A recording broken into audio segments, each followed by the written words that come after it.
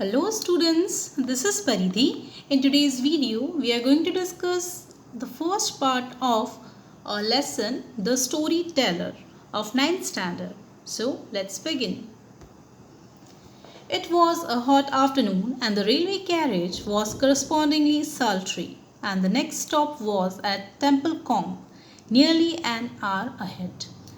तो ये एक सिचुएशन है जिसमें एक आफ्टरनून थी, वो काफ़ी गर्म थी, दैट मीन्स हॉट था, उस टाइम गर्मी हो रही थी बहुत। और जो रेलवे कैरेज है, दैट मीन्स जो बोगी होती है रेलवे की, तो वो भी ऑब्वियसली गर्म थी क्योंकि गर्मी का टाइम होगा वो, तो इस कारण से उसमें भी गर्म एकदम हॉट ह्यूमिड हो रही थी वो। एंड जो अगला स्टॉप था वो टेम्पल कॉम करके एक जगह थी जो 1 घंटे बाद आने वाला था। The occupants of the carriage were a small girl, a smaller girl and a small boy. जो occupants थे, occupants मीन्स वहाँ जो बैठे थे, जो वहाँ पर पैसेंजर्स थे उस कैरेज में, उसमें एक स्मॉल गर्ल थी और एक उससे और छोटी गर्ल थी और एक स्मॉल बॉय था। Their aunt occupied one corner seat, और एक कॉर्नर सीट पर उनकी आंट बैठी हुई थी। And the further corner seat on the opposite side was occupied by a bachelor who was a stranger to their party. और जो अपोजिट साइड थी उस कैरेज मीन्स जो अपोजिट कॉर्नर सीट थी उसमें एक बैचलर बैठा हुआ था जो स्ट्रेंज था इन चारों के लिए। और बट हुआ क्या, जो स्मॉल गर्ल और स्मॉल बॉय थे उन्होंने emphatically occupied the compartment. Emphatically means forcefully, अपनी फोर्स से, अपनी जिद से उन्होंने कंपार्टमेंट को पूरी तरह ऑक्यूपाई कर रखा था। Both the aunt and the children were conversational in a limited, persistent way, reminding one of the tensions of the house fly that refuses to be discouraged. अब ये थोड़ा सा आपको कॉमेडी भी लगेगा, हल्का सा ह्यूमरस है ये। तो जो आंट और चिल्ड्रन थे, जस्ट इमेजिन करो सिचुएशन है, आप ट्रेन में जा रहे हो और ट्रेन में कुछ बच्चे हैं जो बहुत मस्ती करने वाले हैं, उनकी आंट है उनके साथ और आप अकेले हो। ओके, आप तो खैर बहुत छोटे हो अकेले रहने के लिए, बट ठीक है, इमेजिन करो, फाइन। और जो आंट और चिल्ड्रन है वो कंटिन्यूसली बातें करते जा रहे हैं, और जैसे एक हाउस फ्लाई नहीं होती है, मक्खी जो कंटिन्यू भिन भिनाती रहती है हमारे आसपास और वो रुकती नहीं है, वो कंटिन्यू आवाज़ करती रहती है, राइट, तो हमिंग करती रहती है वो। तो उसी तरह ये जो आंट और चिल्ड्रन थे वो कंटिन्यू बातें कर रहे थे, कन्वर्जेशन कर रहे थे एक दूसरे के साथ, परसिस्टेंट मीन्स कंटिन्यूसली, जिससे किसी को ऐसा ध्यान हो कि हाँ, जैसे वो हाउस फ्लाई नहीं होती है जो हमारे आसपास घूमती रहती है और हमें इरिटेट करती है, उसी तरह से इन लोगों का भी वही काम था। तो आपका first question comes over here, how many occupants did the compartment have? उस कंपार्टमेंट में कितने ऑक्यूपेंट्स थे? आगे बढ़ते हैं हम। Most of the aunt's remarks seemed to begin with don't, and nearly all the children's remarks begin with why. ज़्यादातर जो उस आंट थी उनके साथ, उसके रिमार्क जो थे वो ज़्यादातर डोंट मीन्स नहीं, ऐसा मत करो, वो मत करो, नहीं, ऐसे वर्ड्स ही थे। और जो चिल्ड्रन थे उनके रिमार्क थे क्यों, why. The bachelor said nothing out loud, कुछ भी बैचलर ने तो ज़ोर से बोला नहीं, वो बैठा था। Don't Cyril don't exclaim the aunt, aunt ने सैरल को बोला कि ऐसा मत करो, don't. As the small boy began smacking the cushions of the seat, और सैरल एक बॉय था, जो स्मॉल बॉय था उसका नेम सैरल था, तो वो क्या कर रहा था, जैसे सीट्स के ऊपर ज़ोर ज़ोर से अपने हाथों से मार रहा था, ज़ोर ज़ोर से उस पर मीन्स अपने हैंड्स बीट कर रहा था। और उसकी इस हरकत को देखकर जो उसकी जो डस्ट थी, मीन्स जब वो ऐसे ज़ोर ज़ोर से हैंड्स बीट कर रहा था उस पर अपने, तो जो डस्ट थी वो क्या हो रही थी, वो उड़ रही थी। जैसे आप किसी पर्टिकुलर चीज़ को ज़ोर ज़ोर से मारते तो क्या होता है, एकदम धूल उड़ने लग जाती है ना, तो उसकी जो कुशन था उसको इस तरह से मार रहा था कि उसकी जो धूल थी, डस्ट थी, वो भी ब्लो होने लग गई। और इस बात पे उसकी आंट उसको मना कर रही थी। Come and look out of the window she added, उसने उसका माइंड डाइवर्ट करने के लिए कहा कि इधर आओ, विंडो के बाहर देखो। The child moved reluctantly to the window, reluctantly means आप कह सकते हैं बिना इच्छा के, ज़बरदस्ती वो विंडो की तरफ गया। Why are those sheep being driven out of that field, he asked. अब उसने बाहर देखा तो वैसा तो है नहीं कि बाहर देख के चुपचाप बैठ जाएगा। उसने पूछा कि अरे, ये जो बाहर की जो शीप है, ये जो भेड़ें हैं, शिप है, ये यहाँ से बाहर क्यों जा रही हैं इस फील्ड से। अब उसने क्वेश्चन पूछा तो आंसर देना ही था उसके आंट को। they are being driven to another field where there is more grass, said the aunt weakly. तो आंट ने धीरे से रिप्लाई किया कि मुझे ऐसा लग रहा है कि दूसरी फील्ड में ज़्यादा ग्रास है, इसलिए उनको वहाँ से ले जाया जा रहा है. But there is lots of grass in that field, protested the boy. लेकिन बॉय ने कहा, अरे उस फील्ड में तो बहुत ज़्यादा ग्रास है. There's nothing else but the grass there. वहाँ पे ग्रास के अलावा तो और कुछ है ही नहीं. Aunt, there's lots of grass in that field. उसने कहा कि आंट उस फील्ड में बहुत सारी ग्रास है, तो फिर वो क्यों जा रही है. Perhaps the grass in the other field is better, suggested the aunt fatuously. Fatuously means foolishly. तो अब उसके पास कोई आंसर नहीं था इस बात का, तो उसने कहा कि हो सकता है दूसरे फील्ड में जो ग्रास है वो ज़्यादा अच्छी हो. Why is it better? Came the swift inevitable question. फिर से क्वेश्चन आया, तुरंत स्विफ्ट में एकदम से क्विकली क्वेश्चन आया, और ऐसा क्वेश्चन जो अवॉइड तो नहीं कर सकती थी वो उन क्वेश्चन का आंसर्स देना. तो उसने पूछा क्यों, ऐसा क्यों है, वो ज़्यादा अच्छी क्यों है. Oh look at those cows, exclaim the aunt. उसने फिर माइंड डाइवर्ट किया. उसने कहा, अरे उन काउज को देखो. Nearly every field along the line had contained cows और bullock. But she spoke as though she were drawing attention to a rarity. वैसे तो हर एक जगह आपको हर एक फील्ड में हर एक जगह आपको काउज और बुलक्स मिल जाती हैं, लेकिन फिर भी उसने इस तरह से ऐसा कहा ताकि वो उसका अटेंशन दूसरी जगह ले जाए. Why is the grass in the other field better? persisted Cyril. पर साइरल तो उसी बात पे अटका था. उसने फिर पूछा, बट उसमें ज़्यादा अच्छी घास क्यों है. The frown on the bachelor's face was deepening to a scowl. Frown means आप कह सकते हैं कि फ्राउन और स्काउल दोनों फेशियल एक्सप्रेशन होते हैं जब आपको कोई चीज़ पसंद नहीं आती, आप इरिटेट हो रहे होते हैं, तो उसका इरिटेशन बढ़ रहा था धीरे धीरे. He was a hard, unsympathetic man, the aunt decided in her mind. जब आंट उसको देख रही थी, उसका एक्सप्रेशन, तो उसको लगा था कि ये बिल्कुल भी सिंपैथेटिक मैन नहीं है, ये बच्चों को नहीं समझ पा रहा है. She was utterly unable to come to any satisfactory decision about the grass in the other field. और उसको भी कोई आंसर नहीं मिल रहा था कि ऐसा क्यों है कि उसमें अच्छी ग्रास है, इसमें नहीं है. वो समझ में नहीं आ रहा था उसको कुछ भी, क्या जवाब दे उसको. The smaller girl created a diversion by beginning to recite on the road to Mandalay. अब जो छोटी गर्ल थी, वो जो सबसे छोटी थी, स्मॉलर थी, तो उसने थोड़ा सा डाइवर्जन किया इस एक्टिविटी में. जो क्वेश्चन आंसर्स का जो राउंड चल रहा था उसने थोड़ा सा ब्रेक दिया, और उसने क्या किया, रिसाइट मीन्स कंटिन्यूसली. जैसे हम पोम रिसाइट करते हैं ना, तो हम कंटिन्यूस लाइन को बोलते जाते हैं, कुछ पोम को पढ़ते जाते हैं. तो वो रिसाइट कर रही थी, लाइन थी, on the road to Mandalay. She only knew the first line. उसको सिर्फ फर्स्ट लाइन ही आती थी. But she put her limited knowledge to the fullest possible use. लेकिन उसको जितना नॉलेज था ना, उसका उसने पूरी तरह यूज़ किया. कैसे यूज़ किया. She repeated the line over and over again in a dreamy but resolute and very audible voice.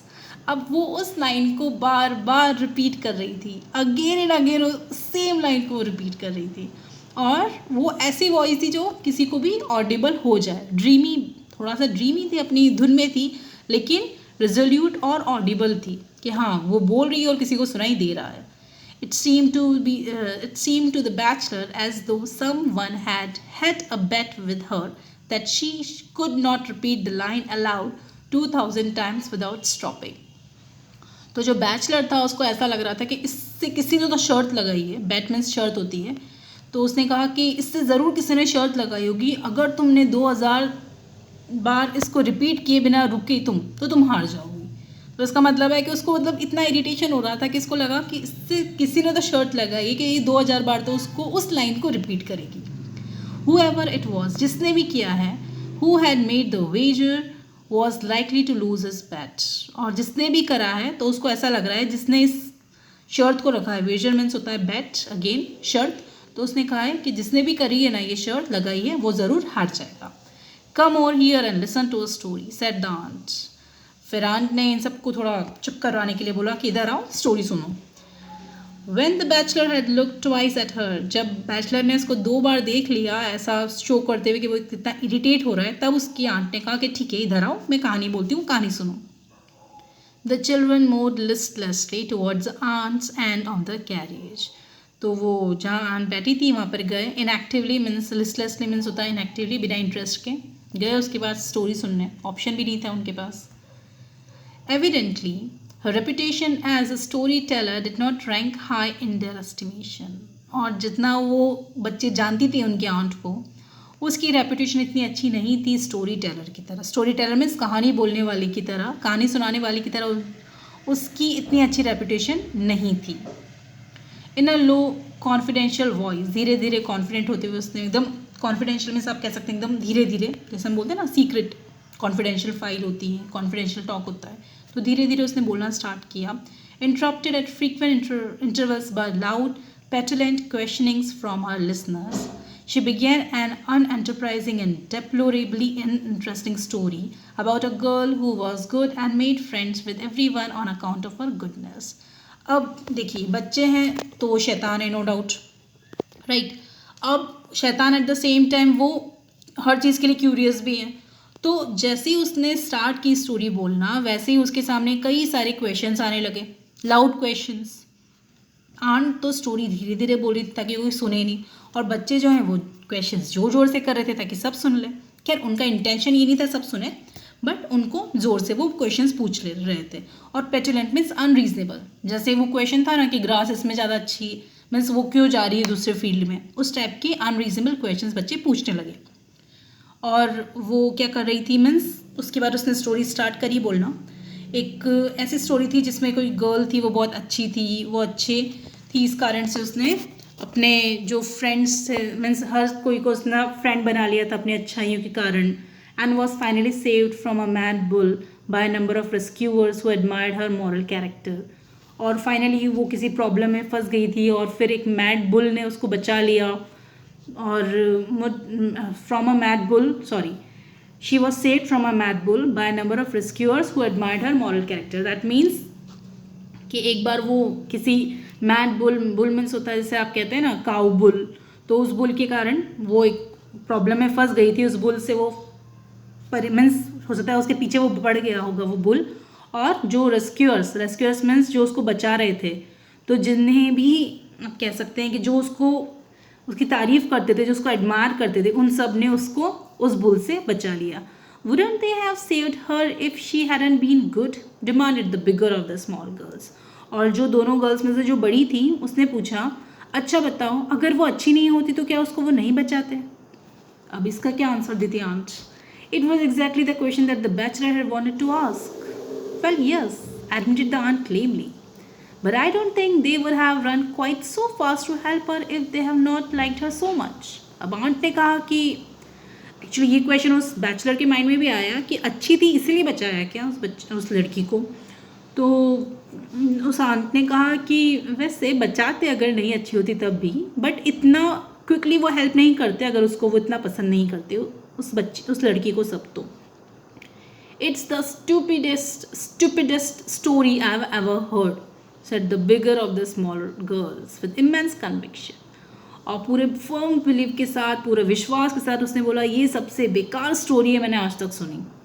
I didn't listen after the first bit. It was so stupid, said Sharon. और जो बच्चा था, जो boy था, उसने कहा कि मैंने तो थोड़ी देर के बाद ही इसको सुनना बंद कर दिया, मुझे पता है ये बहुत स्टूपिड सी स्टोरी है. The smaller girl made no actual comment on the story. और smaller girl जो थी उसने कोई कमेंट नहीं किया स्टोरी पे, but she had long ago recommended a murmured repetition of her favorite line. लेकिन उसने क्योंकि वो अपना जो रिकमेंड मीन्स जो लाइन चल रही थी उसकी, वो उसने कंटिन्यू करी. You don't seem to be success at storyteller, said the bachelor suddenly from his corner. अभी तक तो बच्चे बोल रहे थे, वो जो बैचलर सामने बैठा था उसने बोला, ऐसा लगता है कि आप इतनी अच्छी स्टोरी टेलर नहीं हो. The aunt bristled in instant defense at this unexpected attack. Bristled means एकदम गुस्सा हो गई वो. ऑलरेडी इन बच्चों से तो वो चिढ़ रही थी क्योंकि मीन्स उनके एक्शन से वो चिड़ी हुई थी, गुस्सा हो गई थी. और उसके बाद अगर इस अननोन बैचलर ने उसको और बोल दिया तो उसको तो और गुस्सा आ गया. और उसने एकदम डिफेंस मीन्स जैसे आप बोलते हैं ना कोई आप पे अटैक करते हो तो आप अपने आप को बचाते हो, तो बचाव में उसने कहा, It's a very difficult thing to tell stories that children can both understand and appreciate, she said stiffly. उसने गुस्से में कहा rigidly कि बहुत डिफ़िकल्ट काम है बच्चों को स्टोरी बोलना वो ऐसी स्टोरी जो वो समझ भी सके और उनको पसंद भी आए. I don't agree with you said the bachelor. Bachelor ने कहा मुझे नहीं लगता कि ये बहुत डिफिकल्ट काम है. Perhaps you would like to tell them story was the aunt's retort. Aunt ने एकदम से रिमार्क किया, अच्छा तो इसका मतलब है कि आप खुद चाहते हैं उनको स्टोरी बोलना. आप क्यों नहीं बोल देते इनको कोई स्टोरी, क्यों नहीं बता देते, कोई स्टोरी सुना क्यों नहीं देते, कोई कहानी. Once upon a time began the bachelor. Bachelor ने उसके बस कहते से ही शुरू कर दिया. Sorry, I missed the line. Tell us a story, demanded the bigger of the small girls. जो गर्ल थी उसमें से जो बड़ी वाली लड़की थी उसने कहा कि प्लीज़ हमें कोई स्टोरी सुनाओ. तो उसने शुरू किया. Once upon a time began the bachelor. There was a little girl called Bertha who was extraordinarily good. उसने कहा कि एक बार की बात है, गर्ल थी बर्था जो बहुत ही ज़्यादा अच्छी थी. The children's momentarily aroused interest began at once to the flicker. Flicker means होता है एकदम quick movements, small movements आप कह सकते हैं. तो चिल्ड्रन का जो आप कह सकते हैं momentarily aroused interest, एक सेकेंड के लिए जो एकदम इंटरेस्ट आ जाता है ना कि हाँ किसी और से स्टोरी सुने तो हो सकता है अच्छी हो, तो वो वापस से मतलब धीरे धीरे उनको थोड़ा सा इंटरेस्ट आने लगा. और फिर जब उन्होंने सुना कि गुड गर्ल थी, एक्स्ट्राऑर्डिनरी गुड थी, तब क्या हुआ, all story seem dreadfully alike no matter who told them. तो उन्होंने सोचा कि सारी स्टोरीज अच्छी लड़कियों की, अच्छे बच्चों की क्यों होती है, सब एक जैसी होती हैं क्या, चाहे कोई भी कहे. She did all that she was told. She was always truthful. She kept her clothes clean, ate milk puddings as though they were jam tarts, learned her lessons perfectly and was polite in her manners. उसने कहा कि जो Bertha girl थी वो means जो उसको कहा जाता था वो करती थी. वो हमेशा सच बोलती थी, अपने कपड़े क्लीन रखती थी, मिल्क पुडिंग्स खाती थी एज दो देवर जैम टार्ट्स. और मिल्क पुडिंग्स वो इस तरह से खाती थी जैसे जैम की पेस्ट्रीज होती हैं, इतना इंटरेस्ट लेके वो खाती थी. अपने लेसन्स को वो लर्न करती थी और मैनर्स में भी वो पोलाइट थी. वॉज शी प्रिटी आज the bigger of the small girls. वो जो बड़ी लड़की थी उसने पूछा क्या वो सुंदर थी, प्रिटी थी. Not as pretty as any of you said the bachelor, but she was horribly good. उसने कहा इतनी सुंदर तो नहीं थी जितने आप तीनों हो, लेकिन ठीक है अच्छी थी. There was a wave of reaction in favour of the story. Story में थोड़ा सा एक फेवर आने लगा, मीन्स थोड़ी अच्छी लगने लगी. The word horrible in connection with goodness was a novelty that commended it self. और हॉरिबली गुड तो अपने आप में ही आप बोल रहे हैं कि भयानक तरीके से अच्छी थी, थोड़ी सी नोवेल्टी थी, मीन्स नयापन था स्टोरी में, तो उन बच्चों को थोड़ा सा इंटरेस्ट आने लगा.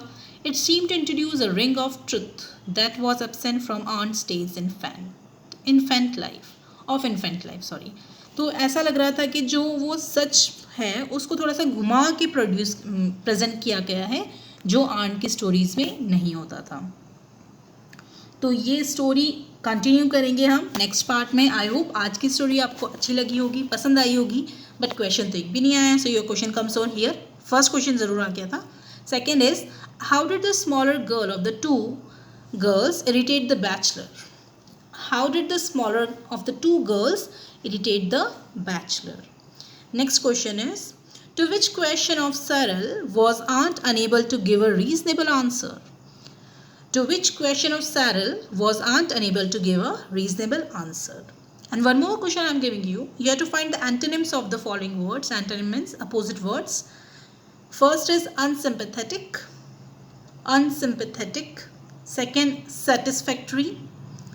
Third, beginning. Fourth, limited. Fifth, possible. And sixth is audible. I am repeating the words: unsympathetic, satisfactory, beginning, limited, possible, audible. So you have to find the antonym of the following words. You will find them in the passage itself. Okay then, I hope today's video is clear to you. In case of any doubt or difficulty, feel free to ask me. Take care, stay safe.